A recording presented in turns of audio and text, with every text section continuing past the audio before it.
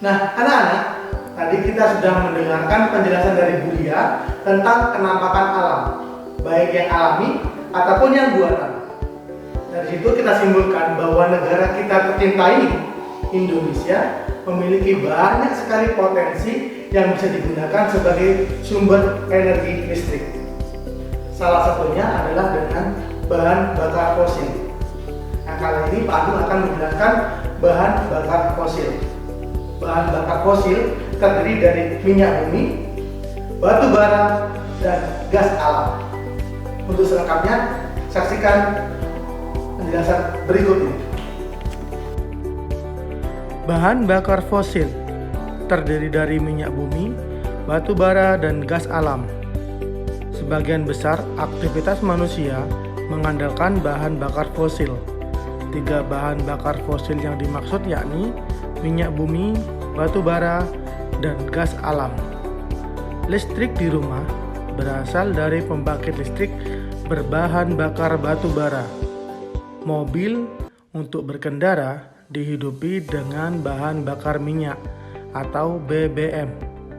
Kemudian kompor untuk memasak menyala karena ada gas.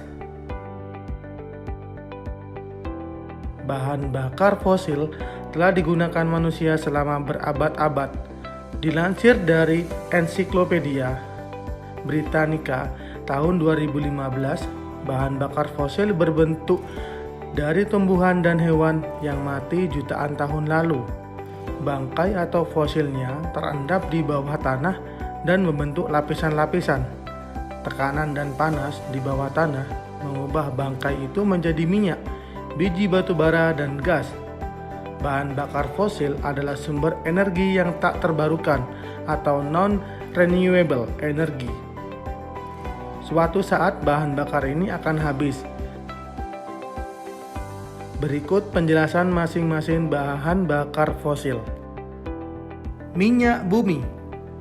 Minyak bumi digunakan sebagai bahan bakar kendaraan, pesawat, mesin di pabrik, membuat jalan, pelumas, dan berbagai kebutuhan lainnya.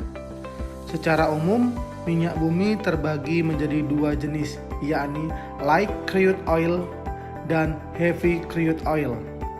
Light crude oil atau petroleum adalah minyak mentah yang keluar dari bumi. Minyak ini mengandung senyawa hidrokarbon yang dapat terbakar, sulfur, oksigen, dan nitrogen. Minyak diambil lewat pengeboran lalu dipompa ke atas, mengalir lewat pipa-pipa. Minyak ini kemudian diangkut menggunakan truk atau kapal ke kilang minyak.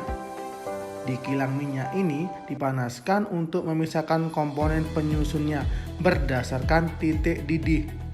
Sementara heavy crude oil adalah minyak yang terkandung di dalam bebatuan atau pasir minyak yang bercampur dengan air dan banyak mengandung sulfur. Jenis minyak ini sekitar 70% dari total cadangan minyak yang ada di bumi. Ekstraksi dilakukan dengan menggali tanah dan pasir menggunakan alat berat. Bantuan dan pasir minyak dicampur dengan air panas dan uap untuk diambil kandungan bitumennya, lalu diubah menjadi minyak mentah untuk selanjutnya diolah di kilang minyak. Batu bara merupakan bahan bakar fosil paling besar di dunia, melebihi minyak bumi. Produksi batu bara dilakukan dengan membabat hutan dan menggali tambang.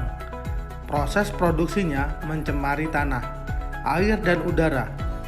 Ketika dibakar, batu bara melepaskan sulfur dalam bentuk gas belerang dioksidan atau SO2. Batu bara juga menghasilkan partikel karbon hitam dalam jumlah banyak. Ini sebabnya batu bara merupakan bahan bakar yang paling kotor. Bagi makhluk hidup, khususnya manusia, partikel hasil pembakaran batu bara dapat masuk ke paru-paru dan menyebabkan penyakit pernapasan. Masalah lainnya, pembangkit listrik yang menggunakan batu bara sebagai sumber energi menghasilkan zat radioaktif 100 kali lebih banyak daripada pembangkit listrik tenaga nuklir. Limbah padat batu bara juga beracun sehingga dibuang ke tempat khusus. Saat ini, negara pengguna batu bara terbesar adalah China, Amerika, dan India. Ketiga negara itu sekaligus menjadi penyumbang pemanasan global terbesar dibanding negara lainnya. Berikutnya adalah gas alam. Gas atau yang biasa disebut gas alam adalah gabungan dari beberapa gas yang berbentuk secara perlahan di bawah permukaan bumi. Gas pembentuk gas alam adalah metana, etana, propan, dan butan. Selain terperangkap di bawah tanah atau di atas cadangan minyak bumi, gas juga berbentuk dari pengolahan batu bara. Untuk mengambil gas, dilakukan pengeboran, membentuk sumur ke dalam cadangan itu, lalu dibangun pipa. Gas akan naik melalui pipa, lalu diproses. Panjang pipa untuk mengalirkan gas bisa mencapai ratusan kilometer. Gas alam juga bisa dibekukan menjadi cairan, lalu didistribusikan ke berbagai negara. Rusia adalah wilayah dengan cadangan gas terbesar di dunia bersama Amerika Serikat. Keduanya adalah penghasil 40% dari total produksi gas di dunia. Selain memberikan manfaat, ada pun dampak buruk dari bahan bakar fosil. Bahan bakar fosil berdampak sangat buruk bagi lingkungan.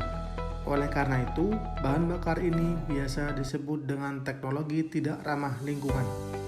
Bahayanya mulai dari ekstraksi, pengolahan, hingga konsumsi. Hutan ditebang untuk dijadikan pertambangan, aliran airnya dikeringkan dan sungai dialihkan. Tambang mengambil habitat hewan dan tumbuhan, konsumsinya yang secara berlebihan. Selain itu, efek dari penggunaannya melepaskan karbon dioksida dan gas rumah kaca lainnya ke atmosfer. Akibatnya, bumi mengalami pemanasan global dan menjadi lebih panas. Polusi udara semakin parah, begitu pula es yang mencair, menyebabkan permukaan laut naik. Dilansir dari situs Union of Concerned Scientists, gas alam juga berdampak pada lingkungan, meski tak sekotor dua bahan bakar lainnya. Pengeboran dan ekstraksi gas alam lewat sumur dan perpipaan selalu menjadi kebocoran metana dalam pemanasan global. Metana 34 kali lebih kuat dari karbon dioksida dalam menahan panas di bumi. Ini berdasarkan skala waktu 100 tahun. Bagaimana anak-anak? Sudah paham mengenai bahan bakar fosil? Setelah ini ada Bu Vera yang akan menjelaskan mengenai bahan bakar alternatif. Jangan kemana-mana ya, tetapi ada kelas di ATV.